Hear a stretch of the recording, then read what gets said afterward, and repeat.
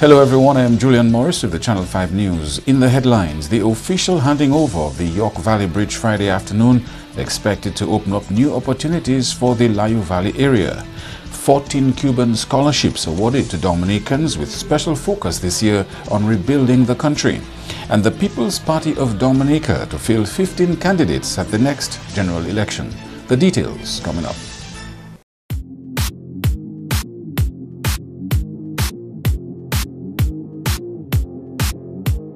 Rudolph Thomas Enterprise in Portsmouth, your suppliers of building materials and hardware products. Over 20 years experience in the business.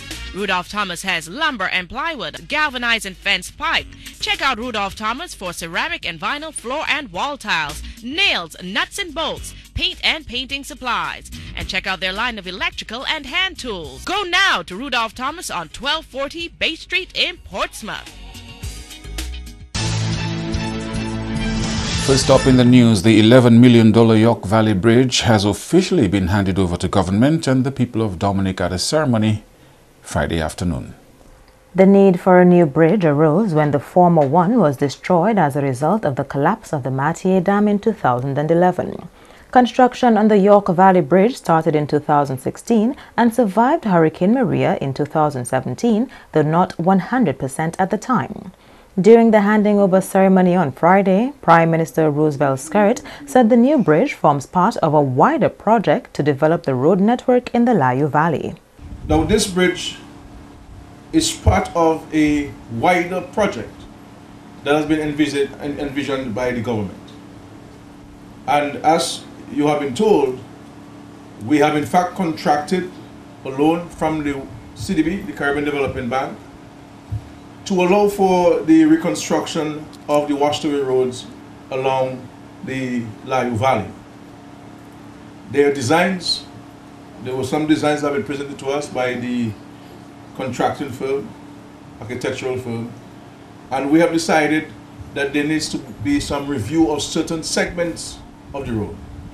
Because the whole idea for us in reconstructing the road is to, as far as practically possible, to avoid the edges of the river or the riverbank and move more inland to create greater safety for road users. Member of Parliament for the St. Joseph constituency, Kelva Daru, said this bridge will be extremely useful not just to farmers but also to the tourism sector. Because I understand the difficulties that my farmers have had to go through over the last few years in seeking an alternate route to access their farms.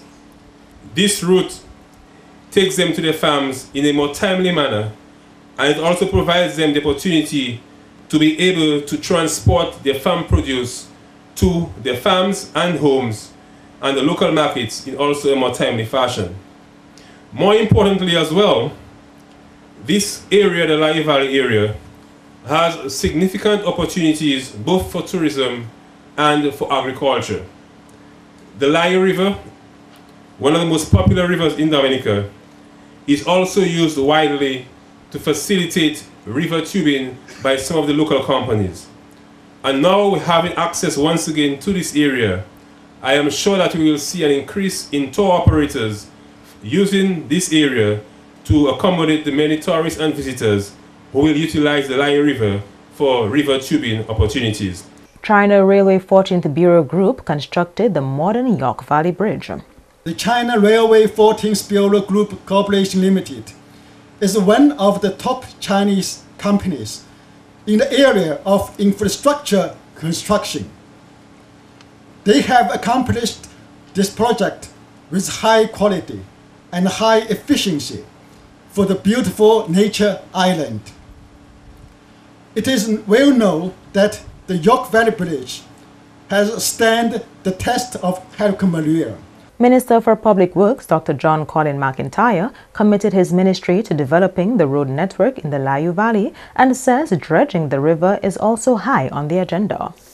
We have done some realignment of this area. As I mentioned, this area is a very, it's not new, but it's a lot of, land formation taking place here.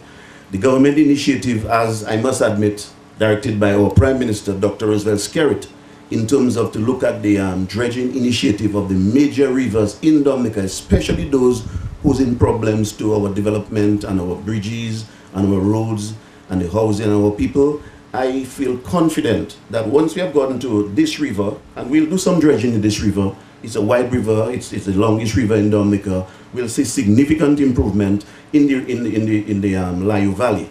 The York Valley Bridge project started on 27 September 2016 and was completed on 11 June 2018. On to education now. 14 Dominicans have been awarded Cuban scholarships to further their education and help rebuild the country. The annual scholarship presentation took place on Friday at the Cuban Embassy in Mount Daniel. Of the 14 students, 1 will study stomatology, 3 will pursue higher education, 8 will do medicine, and 2 postgraduate studies in medicine. Cuba's ambassador to Dominica, Juan Carlos Rometa de la Rosa, says his country will continue to help develop the human resource capacity of Dominica. In the last 39 years, we are training almost 400 Dominicans. So we are happy to continue helping. We will do it. We will continue helping not only in training. If you see, now, especially after Hurricane Maria, Cuba has been working, helping, providing supplies, donations to Dominica. This is the political will of Cuban government and Cuban people to continue helping, working together with Dominica. Permanent Secretary in the Ministry of Education, Chandler Hyacinth, says this scholarship presentation highlights the continued friendship between the governments of Cuba and Dominica. She further pointed out that this year, the scholarships awarded will place special focus on rebuilding Dominica. The Cuban government scholarship program is a program that has been with us for a number of years.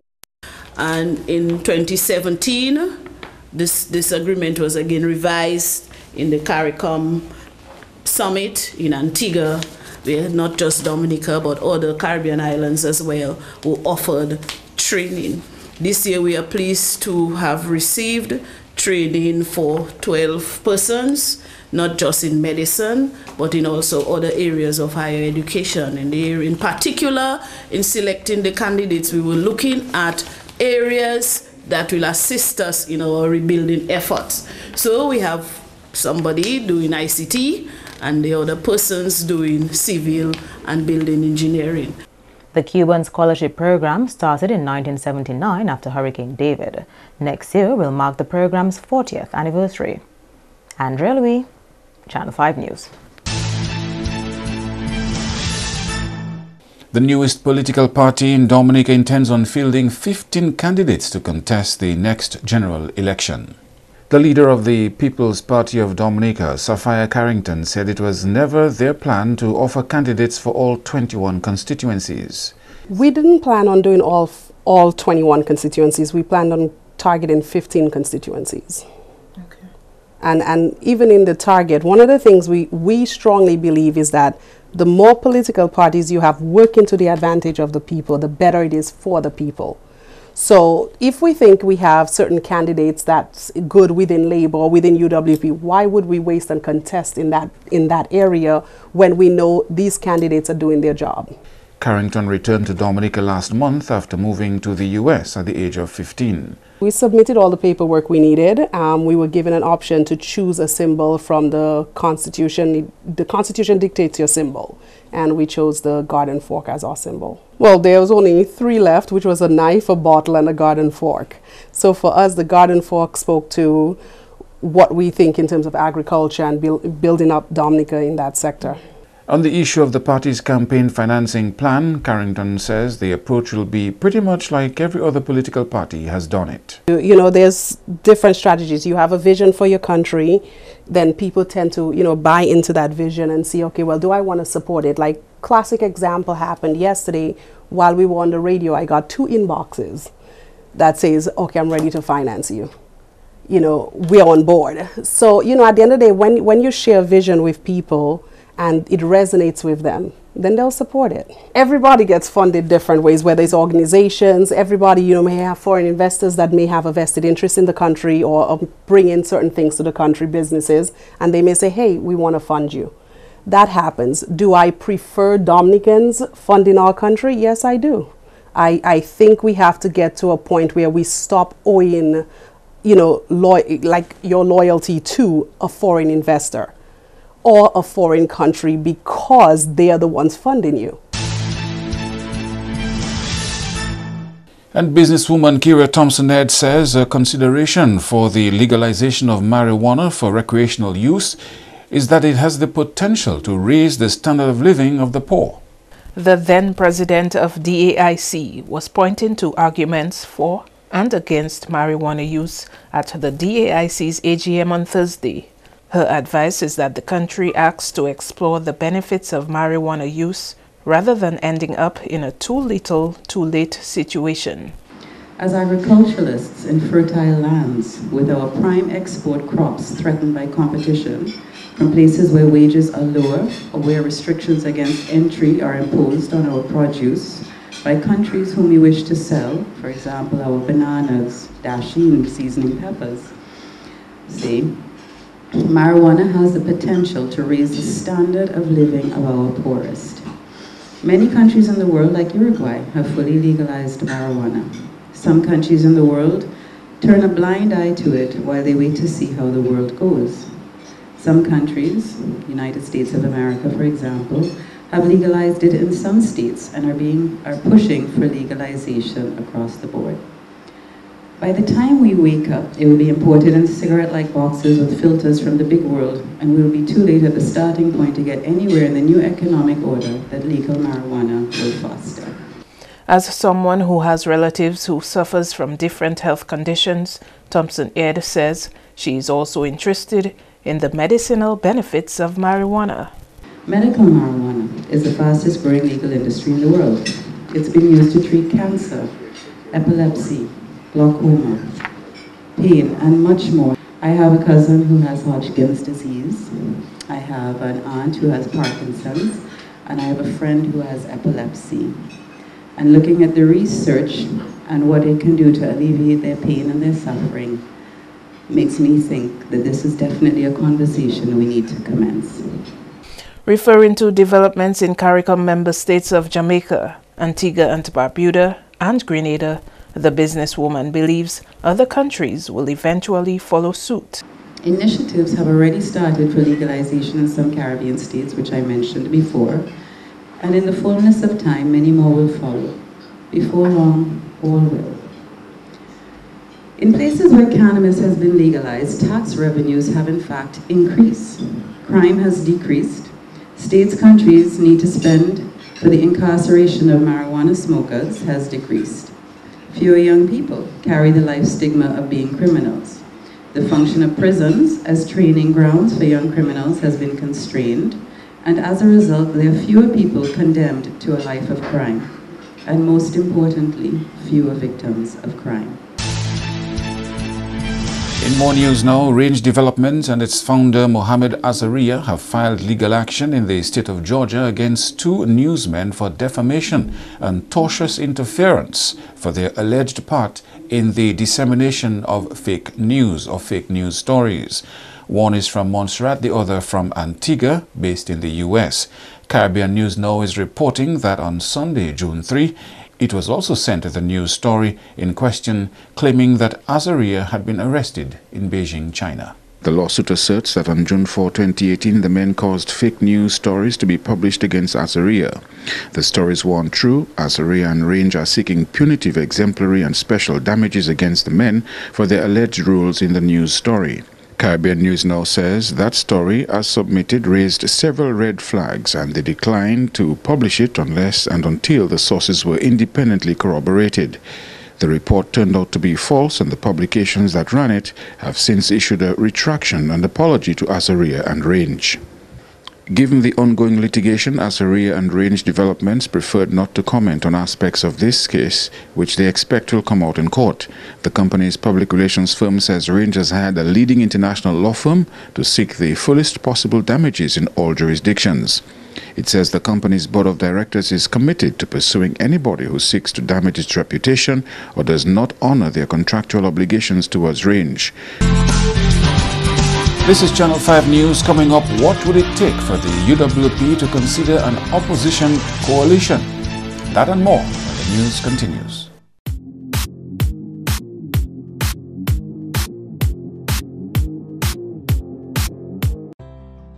If you're HIV positive or have an STI, having unprotected sex with multiple partners puts them in grave danger. You will expose every partner and their present and future partners to HIV or another STI. Use a condom every time you have sex. You can live a productive life even if diagnosed with HIV. Remember, early detection is key to your survival. Be responsible, protect yourself and others. Help stop the spread of HIV and other STIs. Thank you for staying with us. The Dominica State College and the Princess Margaret Hospital are now better able to carry out their administrative duties thanks to a donation from an overseas-based organization. The Dominica Manitoba Association, based in Canada, made the donation to the two entities on Friday. 5 printers, 5 HP laptops and 5 LCD projectors were donated to the Dominica State College. The Dominica State College is very grateful for these items that were donated. As we well know that Dominica was hit by Hurricane Maria, but we had 2 hurricanes. We had Hurricane Maria and Hurricane Lutus, and the Hurricane Lutus did more devastation to the State College than Hurricane Maria, and the students would be very grateful for that. And 1 commercial printer was donated to the Princess Margaret Hospital. We assure you that it will be placed into good use, and it will certainly enhance our ability to provide continued service to the many patients that we provide services for on a daily basis. The Dominica Manitoba Association was formed in 1979 in response to the devastation caused by Hurricane David. Since then, it has continued its presence in Canada as a link between the Dominica community and other Caribbean islanders. And Dominica and its CARICOM counterparts have endorsed the framework for a regional strategy for the development of statistics, RSDS. The RSDS is being developed to strengthen and improve the availability of quality statistics for evidence-based decision-making across the region. It is considered to be the region's gateway to building resilience and achieving sustainable development that is anchored on sound data. The heads of government made their decision during the 39th regular meeting of the Conference of the Heads of Government of CARICOM. Their endorsement completes Phase 1 of the RSDS development plan. That plan was built on the results of the diagnostic assessment of the National Statistical Office's NSOs of Caribbean countries, which was done in 2011-2013. Leader of the United Workers' Party, Lennox Linton, has had a change of heart, suggesting political parties in opposition can work together as long as they understand that they share a similar objective. Linton was responding to a question about his thoughts on the formation of the People's Party of Dominica, pointing out that it's a sign that democracy exists. Political parties and democracies are welcome. In our circumstances in Dominica, we hope that political parties entering the fray understand the challenge that Dominica faces, which is a challenge to change from what has been happening to us over the last 18 years. And once political parties understand that, I think we're going to be good. The leader of the party, I understand she paid me a compliment to say that I was well spoken. I'd like to return the compliment and say that I think she is also well spoken. When asked whether his party would ever consider a political coalition to contest elections, he had this to say. We are Dominicans who support the United Workers' Party, as there are Dominicans who support the Dominica Labour Party, and Dominicans who support the Dominica Freedom Party, and Dominicans, I'm sure, who will support the People's Party of Dominica. The common denominator there is Dominicans. And that is why back in 2000, we referred to ourselves as United Workers' Party Team Dominica, meaning that from time to time, where people recognize the necessity to put their country first, put country above self, and come forward as sons and daughters of this blessed land to look out for the best interests of this country, we can unite in a team that puts Dominica first. The parliamentary opposition leader says political parties would have to understand that they are all working toward achieving a different style of governance of the country. The election is going to be won by the team that put Dominica first. And we are encouraging the other parties in opposition, the other parties who see sense in changing direction from what has afflicted us so badly in the last 18 years, and so that Dominica can breathe again, so Dominica can see a new spirit of independence emerging, where people are not waiting on handouts but building their lives and earning their own money and making their own decisions and enjoying the freedom of the spirit and the dignity of the human person that God has blessed us with. Once political parties opposed to the governance of Dominica in the last 18 years understand that, then there will be certain things that will happen that you could call whatever you want. You could call it coalition, you could call it arrangement, you could call it unification. We can maintain our own identities and arrive at ways and means of securing for the people of Dominica that we serve a change that is necessary for the country at this time. And mental health professionals from across the region are now better prepared to help build resilience and psychosocial support across the Caribbean as we head into the 2018 hurricane season. The Training of Trainers workshop at PAHO's office in Barbados from July 9 ended on Thursday. The training was provided by Caribbean Development Bank and the Pan American Health Organization. They wanted to establish a roster of individuals who can be mobilized to affected countries in the event of a natural disaster to provide mental health and psychological support. Director of Projects at the CDB, Daniel Best, said while recovery and rehabilitation efforts have typically focused on infrastructure, there is need to prepare populations to better cope with natural hazards by focusing on mental health and psychological well-being.